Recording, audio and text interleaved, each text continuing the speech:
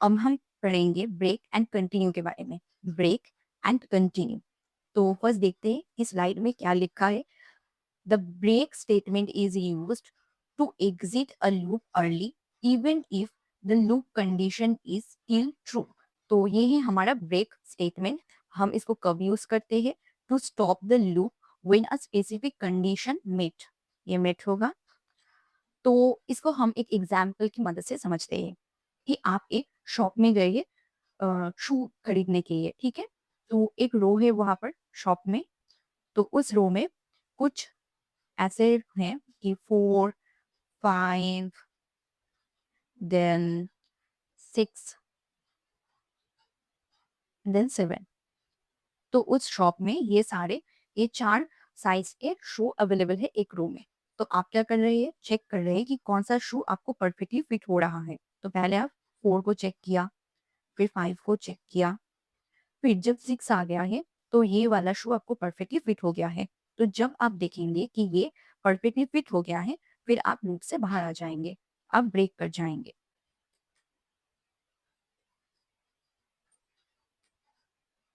तो आ गए हैं हम वीएस कोड में। अब इसको देखेंगे कि एक शूज का रो है, रो ऑफ शूज, मतलब ये रो है जिसमें शूज है 4, 5, 6, 7।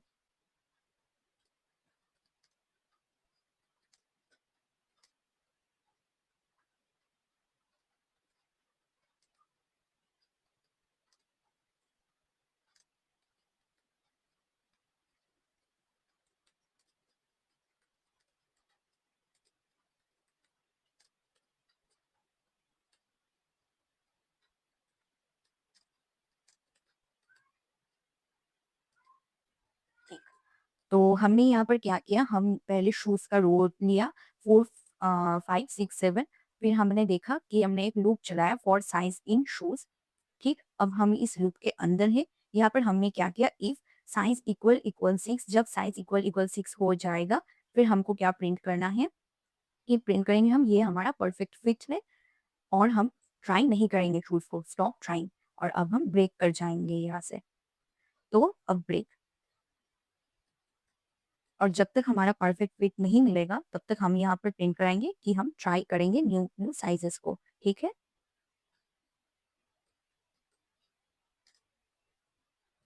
हम क्या कर रहे हैं, ट्राई कर रहे हैं साइजेस को। और यहाँ पर साइज को ले लेते हैं सर।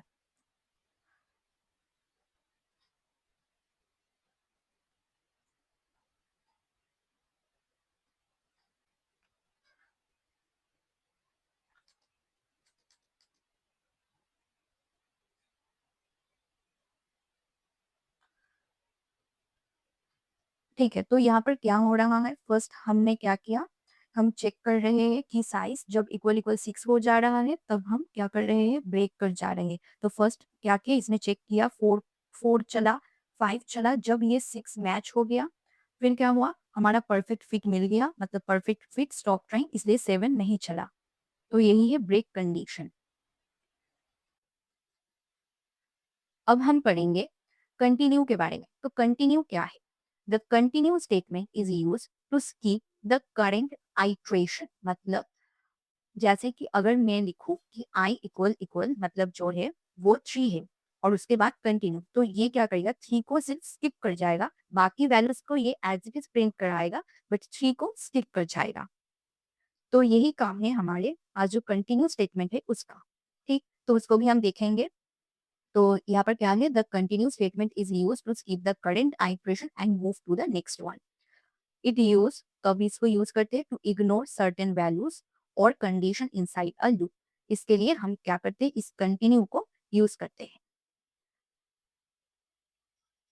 जैसे कि मैं आपको एक कंडीशन दूं, जैसे कि आप एक होटल में गए हैं, आपको रूम चाहिए, ठीक है, आप रूम बुकिंग के लिए होटल में गए हैं। तो आप चेक कर रहे हैं रूम को बुक करने से पहले कि ये रूम आपके लिए परफेक्ट है कि नहीं है। तो अ, मैं मान लेती हूँ कि वहाँ पर ऐसे 15 रूम तो हैं।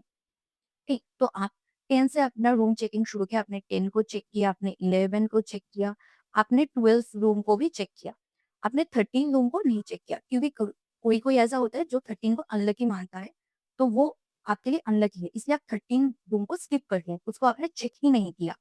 उसके बाद आपने 14, 15 सारे रूम्स को चेक किया, बट आपने 13 को चेक नहीं किया क्योंकि वो आपके लिए अनलकी है। तो ऐसे टाइम में हम क्या करते हैं, कंटिन्यू को यूज करते हैं। अब मैंने आपको जो एग्जाम्पल दिया था होटल रूम का, हम वो देखेंगे। तो हम क्या करेंगे, रूम लेंगे। हम लेते हैं फॉर रूम इन रेंज। तो हम 10 से रूम को चेक करते हैं, 10 से हम 15 तक रूम को चेक करेंगे, ठीक है। तो मैं स्टॉपिंग कंडीशन 16 दूंगी, ठीक। अब मैं लिखूंगी if room room equal equal 13 है, रूम नंबर 13 जो है उसको हम चेक नहीं करेंगे, उसको हम स्किप कर जाएंगे। उसके लिए मैं यूज करूंगी कंटिन्यू, और फिर यहाँ पर प्रिंट करूंगी कि चेकिंग रूम, ठीक है।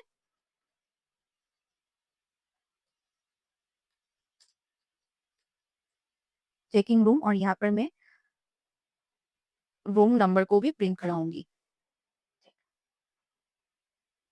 तो आप देख सकते हैं हमने चेक किया रूम 10 को, फिर हम गए रूम 11 को भी हमने चेक किया, फिर हमने रूम 12 को भी चेक किया। जहां पर इफ रूम इक्वल इक्वल 13 हो गया उसको हमने स्किप कर दिया, उसको हमने चेक नहीं किया।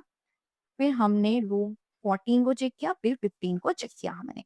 तो यही है कंटिन्यू का काम। ये क्या करेगा, जब ये कंडीशन मैच कर जाएगा, मतलब रूम इक्वल इक्वल 13 हो जाएगा, तब हम क्या करेंगे, उसको स्किप कर जाएंगे, ठीक। तो यही है कंटिन्यू। तो पास्ट क्या है, ये एक सिंपल प्लेस होल्डर है। It tells Python do nothing here for now. तो it used when a statement is required by syntax but you don't want to run any code yet.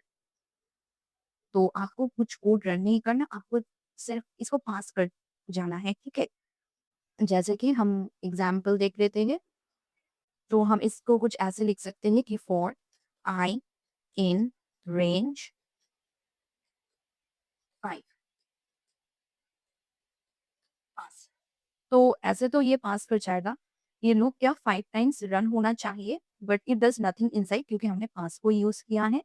तो हम पास को ही क्यों यूज करते हैं, यहाँ पर तो हम कुछ नहीं लिखे तो भी चलना चाहिए, बट ये नहीं चलेगा क्योंकि पाइथन में ये नहीं होता, ये एरर देता है। इसलिए हमें पास को यूज करना पड़ता है।